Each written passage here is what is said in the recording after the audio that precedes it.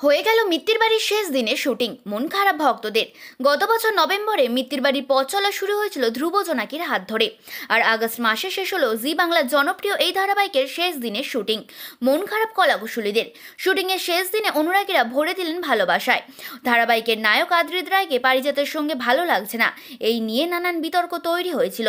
এমনকি এই ধারাবাহিককে অনেকেই মিটার কপি বলেও কটাক্ষ করেছিল।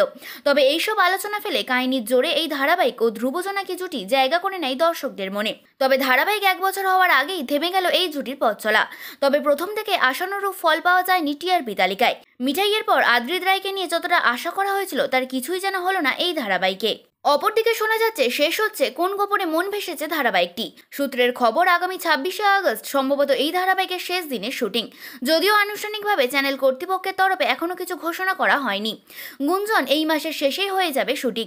সেপ্টেম্বরের প্রথম সপ্তাহে শেষবার সম্প্রচারিত হবে এই ধারাবাহিকের শেষ পর্ব।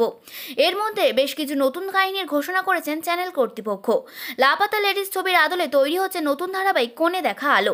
আর অপরদিকে দুই বোনের গল্প নিয়ে আসছেন সুশান্ত দাস, যে কাহিনীতে মুখ্য চরিত্রে দেখা যাবে অভিনেত্রী শ্রুতি দাস ও আরাত্রিকা মাইতিকে। এছাড়াও আরও কিছু নতুন ধারাবাহিক আসার পরিকল্পনা চলছে।